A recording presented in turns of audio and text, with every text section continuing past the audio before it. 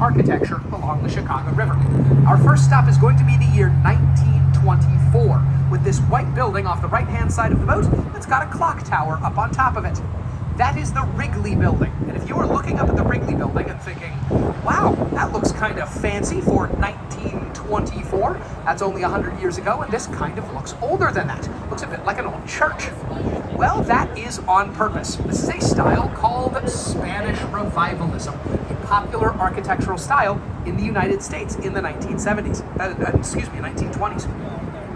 As American architects were finding their own in-house styles, we would often harken back to older, more Eurocentric forms from centuries past. The clock tower on top of the Wrigley building is based off of La Giralda clock tower at the Cathedral of Seville, Spain.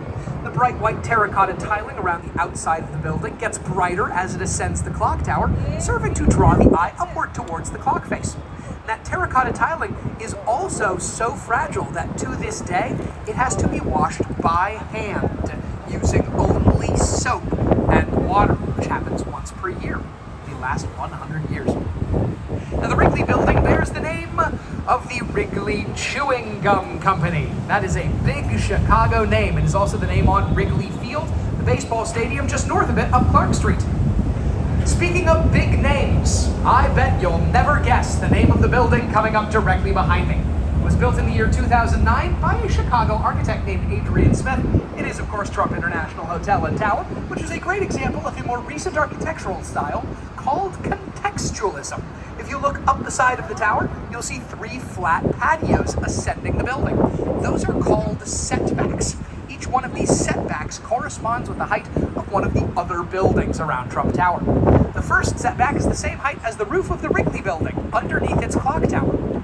The second setback corresponds with the height of this skinny rocket ship-looking building off the left-hand side of the boat. That's Mather Tower. And the third setback is the same height as AMA Plaza, the black boxy building just peeking out from behind Trump Tower right now.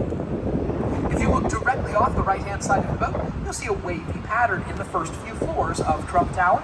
That is another contextualist feature that mimics the waves of the Chicago River. So the building is built in context, both with the natural elements around it and with the other buildings that came here before it.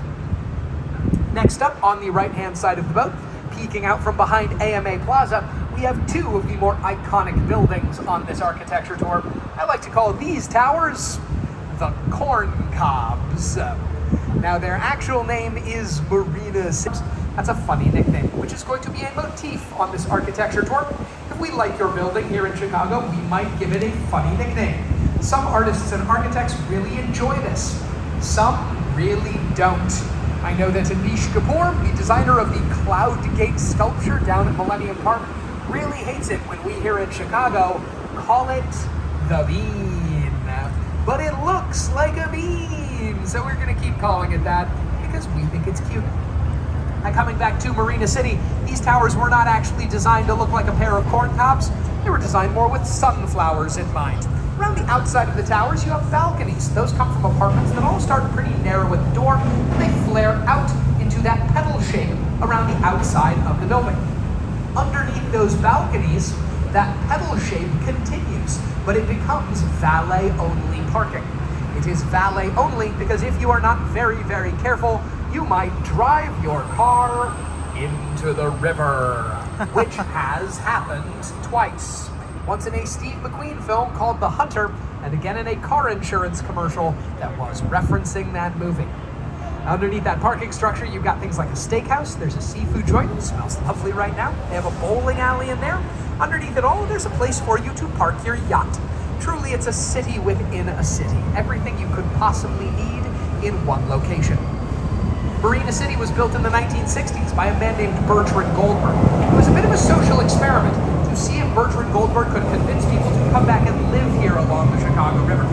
There were not a lot of people living along the river in the 1960s because the Chicago River was still very dirty. That started to change. In the year 1972, Congress passed the Clean Water Act. From that time forward, the river has been getting cleaner and cleaner and nicer and nicer. At the time of the passage of the Clean Water Act, there were only 7 species of fish found living here in the Chicago River. Today, there are over 70. You see all sorts of different birds out here, from ducks up to cranes and herons. And And just last year, we found a massive snapping turtle living up the north branch of the Chicago River. Chicago has named him Chunkosaurus. So there's another funny nickname for you. As the river has gotten cleaner and nicer, folks have wanted to spend more time out here. Directly off the left-hand side of the boat, you'll see a section of the Chicago Riverwalk, which was designed in the year 1909. But we only started building it at the turn of the millennium, and it was completed in 2016. It's a great example of Chicago continuing to work on itself and improve itself over time. Another great example of Chicago moving through time is this building off the left-hand side of the boat. Kind of looks like two buildings smashed together. There's a black dividing line that runs down the length of it. That's the Builders Building. Originally home to some architectural firms, it was constructed in 2 different decades.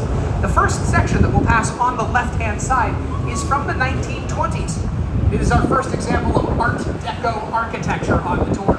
Some elements of Art Deco architecture include deep inset windows, long vertical lines that draw the eye upward, and the repeated machine-cut patterning around the outside of the building.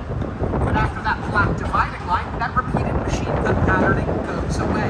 That is a postmodern section of the building from the 1980s. But it respects the same line established by the Art Deco section from the 20s that came before it.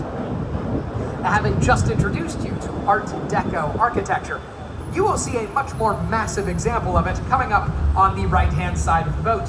This next building is the Merchandise Mart. You'll see those same Art Deco elements that I just mentioned. Deep inset windows, long vertical lines that draw the eye upward, to that repeated machine-cut patterning, gold squares and chevron shapes around the top floors and the first few floors of the building. You will also see some massive heads on pillars facing back towards the Merchandise Mart. They kind of look like a row of giant Pez dispensers. These are the merchant princes of Chicago, men like Marshall Field of Field & Co.